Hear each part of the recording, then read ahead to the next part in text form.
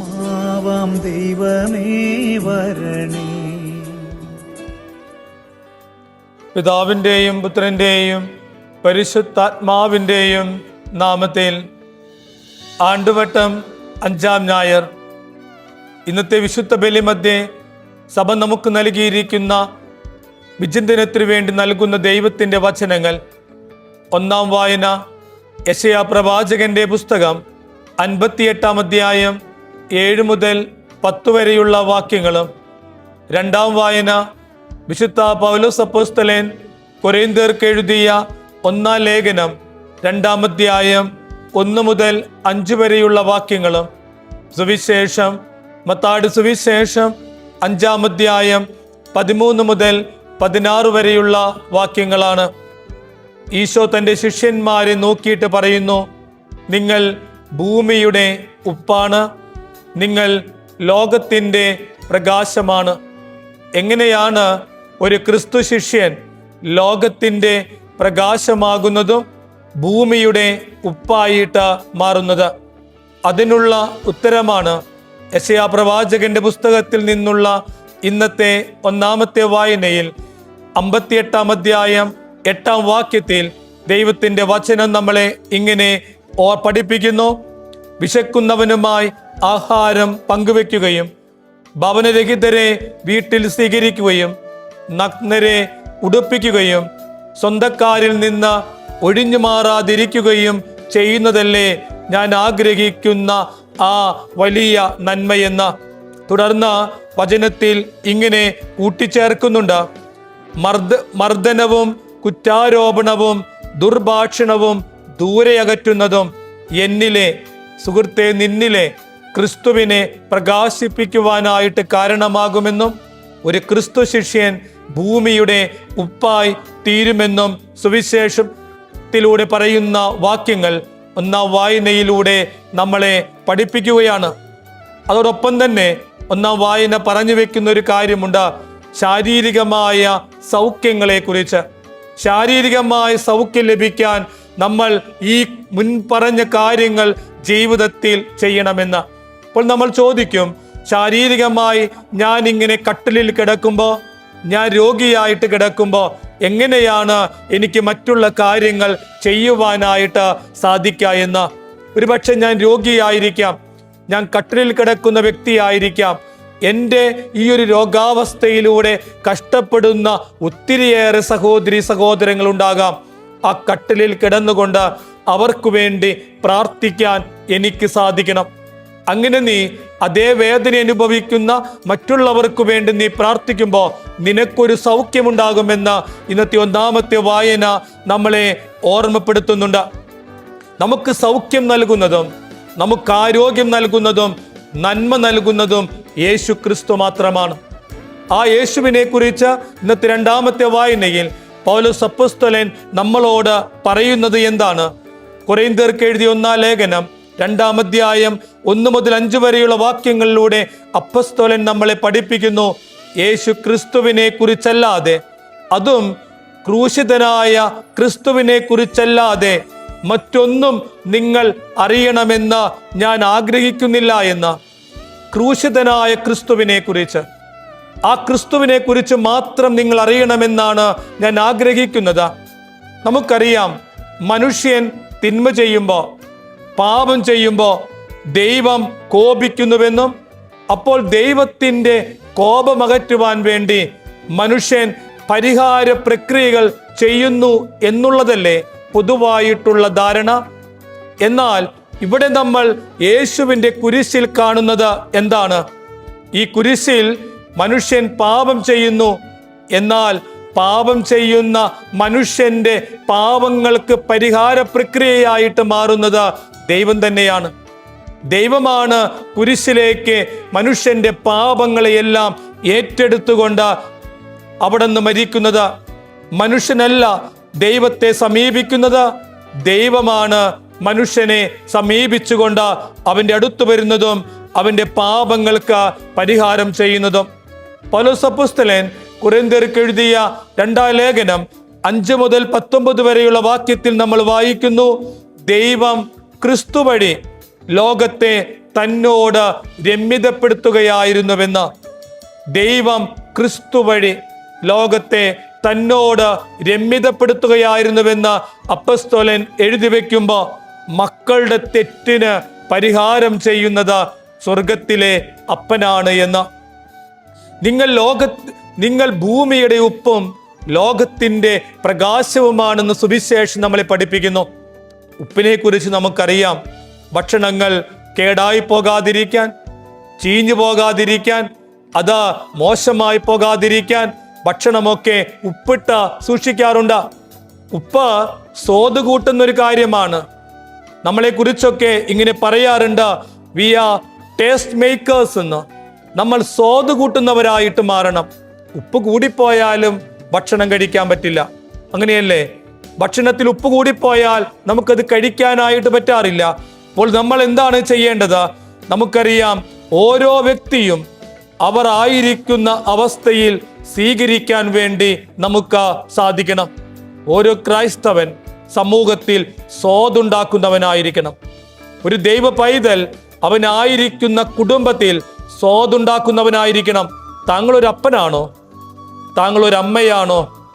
നിങ്ങളുടെയൊക്കെ പ്രവൃത്തികൾ, മക്കളോടുള്ള സ്നേഹങ്ങൾ, കരുതലുകൾ നിങ്ങളുടെയൊക്കെ കുടുംബ ജീവിതത്തിന് സ്വാദുണ്ടാക്കാൻ കാരണമാകുന്നുണ്ടോ?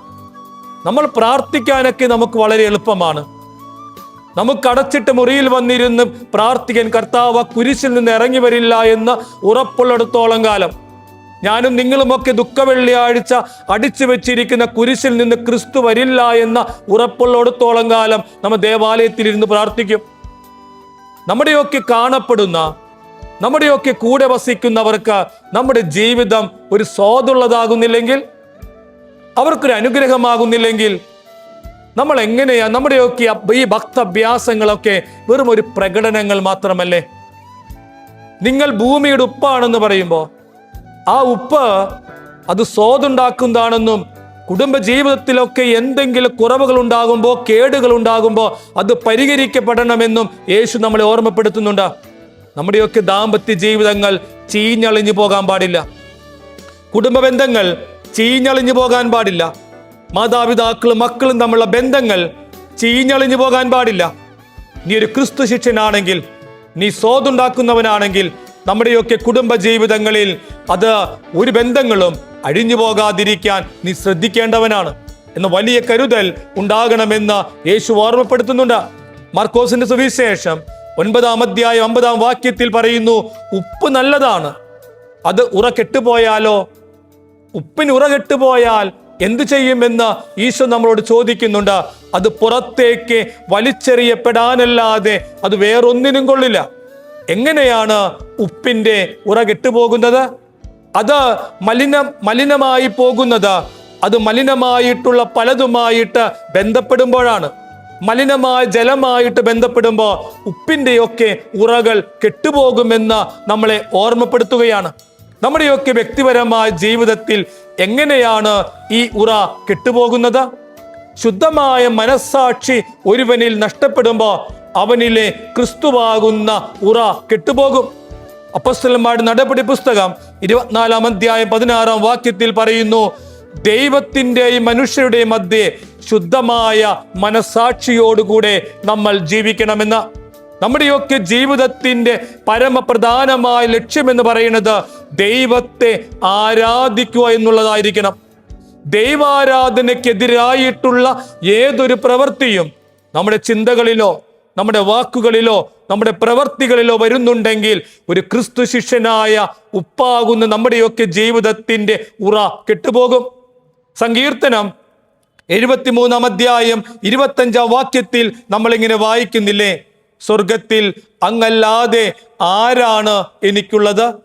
ഭൂമിയിൽ അങ്ങയെ അല്ലാതെ ഞാൻ ആരെയാണ് ആഗ്രഹിക്കേണ്ടത് എന്ന് ചോദിക്കുമ്പോൾ നമ്മുടെയൊക്കെ ജീവിതത്തിൽ ഉറകെട്ടു പോകാനുള്ള കാരണങ്ങൾ പലപ്പോഴും നമ്മുടെ ദൈവാരാധന കൃത്യമായി നടക്കാത്തത് കൊണ്ടാണ്. മനസാക്ഷിക്കപ്പുറമായിട്ട് പലതും നമ്മൾ ചെയ്തു കൂട്ടുന്നത് കൊണ്ടാണ്.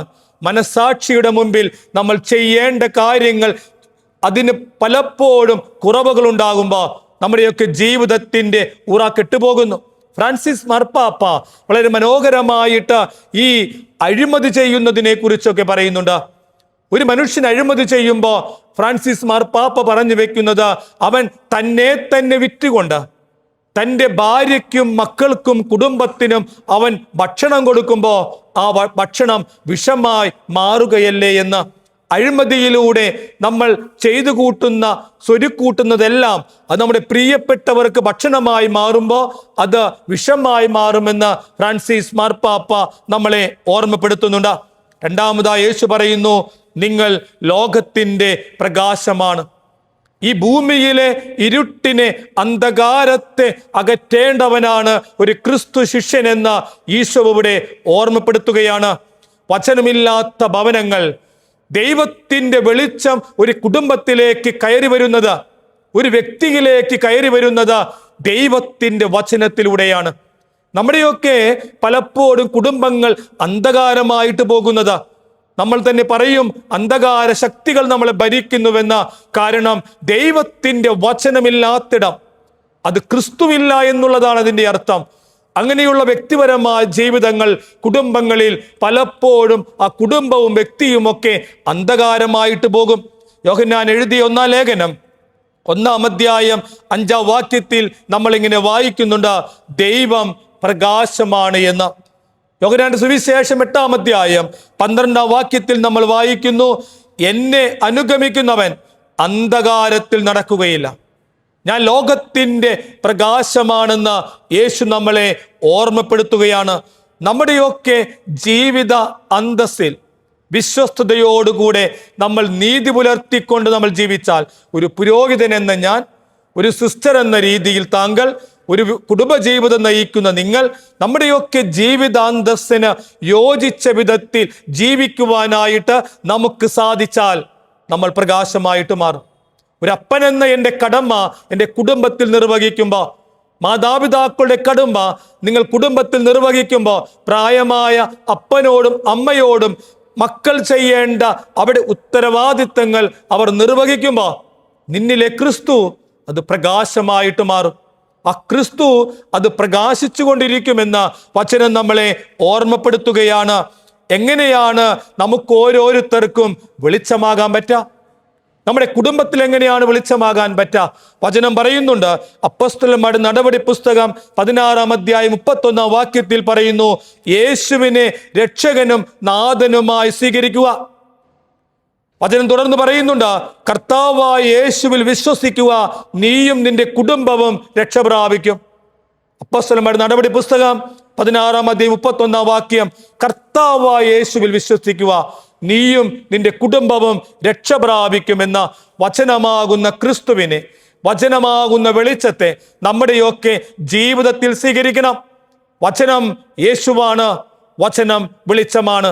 അതാണ് മത്തായിയുടെ സുവിശേഷം 7-ാം അധ്യായം 21-ാം വാക്യത്തിൽ പറയുന്നു, കർത്താവേ കർത്താവേ എന്ന് വിളിച്ചപേക്ഷിക്കുന്നവനല്ല, എൻ്റെ സ്വർഗസ്ഥനായ പിതാവിൻ്റെ ഇഷ്ടം നിറവേറ്റുന്നവനാണ് സ്വർഗരാജ്യത്തിൽ പ്രവേശിക്കുക എന്ന. വിളിച്ചപേക്ഷിക്കാൻ എളുപ്പമാണ്, പക്ഷെ വചനമനുസരിച്ച എൻ്റെയും സുഹൃത്തെ താങ്കളുടെയും ജീവിതങ്ങൾ ക്രമപ്പെടുത്തുമ്പോഴാണ് നിങ്ങൾ സ്വർഗരാജ്യത്തിൽ പ്രവേശിക്കുക എന്ന് നമ്മളെ ഇന്ന് ഓർമ്മപ്പെടുത്തുമ്പോൾ, ഞാനും നിങ്ങളും ലോകത്തിൻ്റെ ഭൂമിയുടെ ഉപ്പും ലോകത്തിൻ്റെ പ്രകാശവുമാണെന്ന് യേശു പറയുമ്പോൾ, ഒരു ക്രിസ്തു ശിഷ്യൻ ഈ ലോകത്തിൻ്റെ സ്വാദ് കൂട്ടുന്നവനാണെന്ന് നമ്മളെ പഠിപ്പിക്കുമ്പോൾ, എന്നിലെ വെളിച്ചം സുഹൃത്തെ താങ്കളിലെ വെളിച്ചം കെട്ടുപോകാതിരിക്കട്ടെ. നമ്മുടെ കുടുംബങ്ങളിൽ ആ വെളിച്ചം കെട്ടുപോകാതിരിക്കാൻ നമ്മൾ ഓരോരുത്തരും ആത്മാർത്ഥമായിട്ട് പരിശ്രമിക്കണം. ഇന്നേ ദിനത്തിൻ്റെ എല്ലാ നന്മകളും നിങ്ങൾക്കുണ്ടാകട്ടെ. God bless you. ആമേൻ.